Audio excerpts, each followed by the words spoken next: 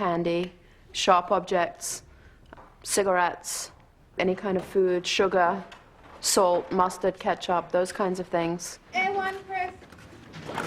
Never a dull moment in Shell. Thank you.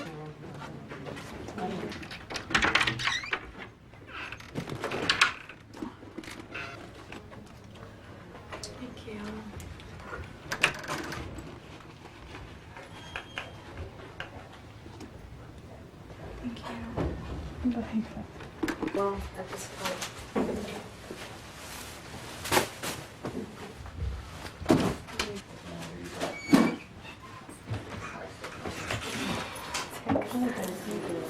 Well, people put shit under my pillow, and it's like...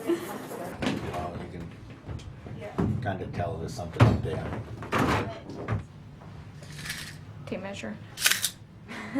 That's it. Okay. Doing that too. Send me some people up here, please. As soon as I get somebody, Yeah. Adrian's coming.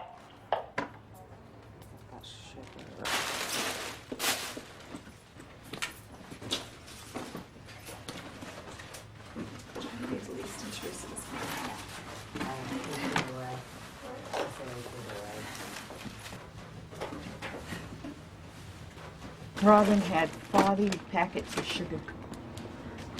Robin did? Yeah. Wow. What's she doing with the sugar? Evidently storing it. Did we get anything on Shelley? Yeah. Shelley had... Where's hers? Hey, Shelley. Yeah, I saw cigarettes. Oh, you know what? She has one of the candy things, so that makes... Let's see what this pill is. Neurontin. Okay. 300 milligram Neurontin mood stabilizer. Hopefully that's something she's on.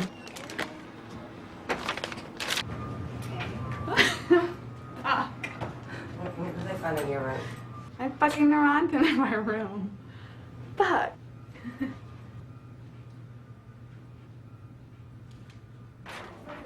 Holly just came up to me, and I feel like I'm really stuck because she's like, "Did you tell him that it came from me?" And I'm like, "Well, fuck, who else would it come from? Because I don't take 300, I take 600." And I was like, "No, I didn't tell him." So she doesn't think that I told you guys. So we could keep that a little bit, because she's like, "This depends on my life," and I'm like, "Fuck, I already told." How do you feel about her putting you in that position? Well, it sucks. I would suggest that today... Like, I just can't live with all this crap in my head the rest of my life. What crap? Like, all this stuff about food and wanting to be thin and controlling it, and... Like, I can't go on my whole fucking life with that in my head. Like, if it's that loud, then I cannot do it all the time, because I can't fight it every minute of the day like I did. Okay, but I tell you that sometimes things that we say that we think aren't connected in here tend to be. So we start talking about stuffing your feelings down, putting on a happy face, and then from there we go to the food. And I really do think they are connected. I think that when you do assert yourself, when you do take care of yourself, when you're able to not have to put on an act for people, those symptoms will subside. I wonder if you had thought about what we talked about yesterday, about things from the past that you think you might have gotten over that you really maybe didn't. Yeah. Still I'm not over it. Okay. Well, I'm over it, but it affects me still. Still fucks up my relationships. Shelley, is it possible that the whole eating disorder, a great deal of that is carrying around things that you feel are really terrible and hard to talk about? I get the feeling that you carry things with you that you think are unspeakable, literally unspeakable. I mean, I don't tell anyone. I know.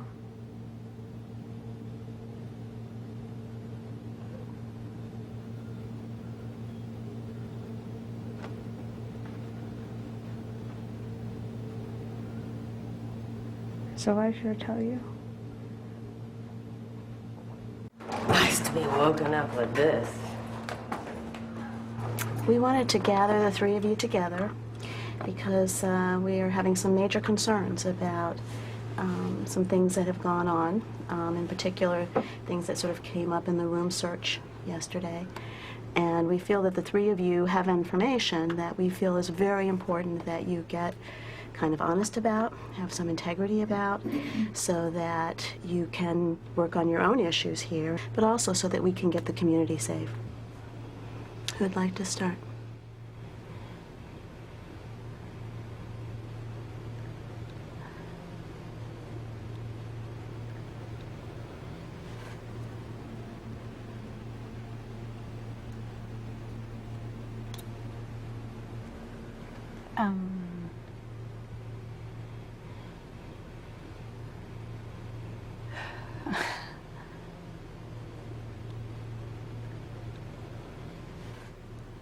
This is like the hardest thing I've ever had to do because it really sucks. Whenever you have friends, probably they know it was you and not.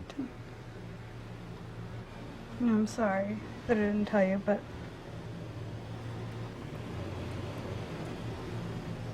Can you take ownership of it and share it?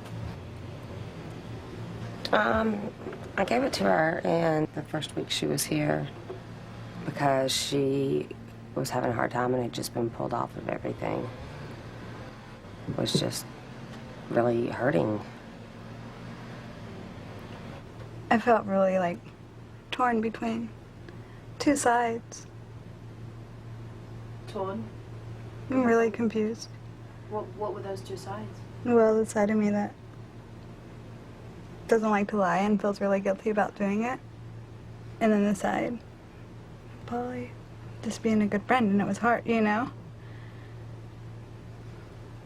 And you say that, you know, friends wouldn't have put you in that position, but if my friend were having major anxiety too, I probably would have done the same thing.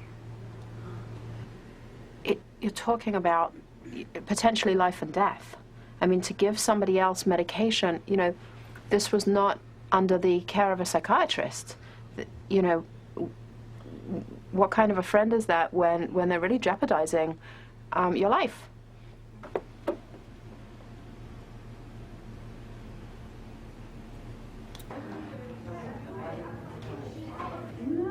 She is the ringleader. She's got a lot of very negative power. Mike, hang on. You have more? Yeah. Come on in, guys. Okay. Thank you, guys. Shelley, Okay. Yeah? I think what you did was really hard and really brave and showed me a lot of guts and integrity. Keeping the secret is destructive to you, to both of you guys. That's where we came in. Okay. What do you want to tell us? We both know that a couple weeks ago, Polly and Michelle Graff got tattoos together. What are the two of you guys worried about at this point? Do I you just have hate worries? when people are bad at me. I don't. Okay. The community can only be as healthy as the members that are in the community, okay? And when people are holding secrets, and when somebody else is asking you to lie for them, then it takes away from you and your recovery. I give the two of you a lot of credit for being willing to go there, and I think you just need to stay in that space.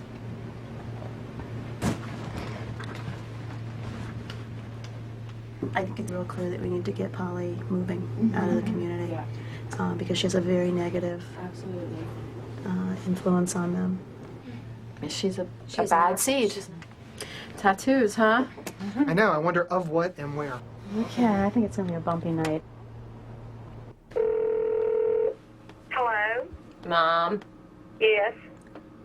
we need to start making arrangements for me to come home. I'm sitting here with the team, and they are asking me to leave. I want to know why. Because I lack integrity. Things that she did were done weeks ago. Their issue is that I was given opportunity to confess these things, and I didn't. Please give her another chance. I mean, she knows she's wrong. Please. There is nothing here to help her. There is no support system for anorexic individuals. Susan, this is Please, please.